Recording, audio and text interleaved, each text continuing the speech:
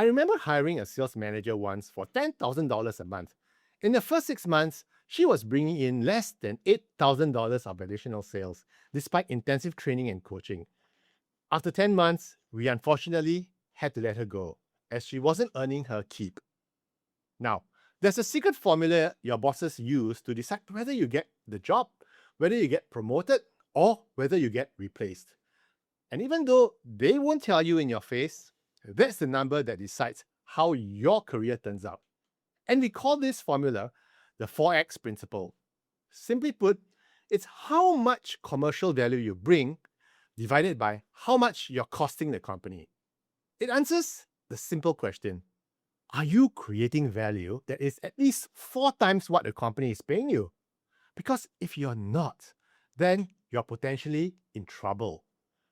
Why then would your boss keep you? You're not an asset, you've just become a liability. Now, let's look at the formula even more closely. About the numerator, the number on top. Can you articulate how you create value and how much value you create? It can be challenging, especially if you're not in sales. For example, if you're in supply chain, HR, or finance. Because if you can't articulate your value you create, are you really creating value then? But if you can, then you're going to do very well at your next performance appraisal because you can share with your bosses how you create value. About the denominator, your cost to the company.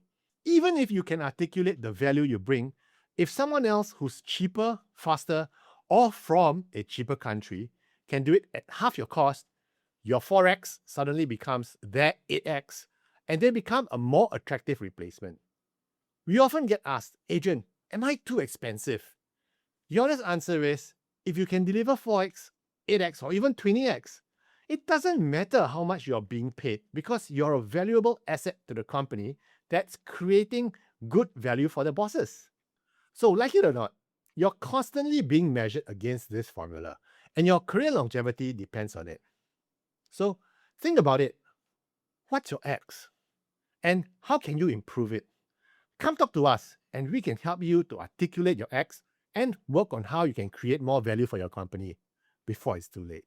Like and subscribe, and I promise you I'll share more career advice that will help you to build a career that lasts. And oh, by the way, our new book, Your 7 Career Currencies, is out. You can click on the link below to find out more about how it can change your career. Until then, keep calm and career on.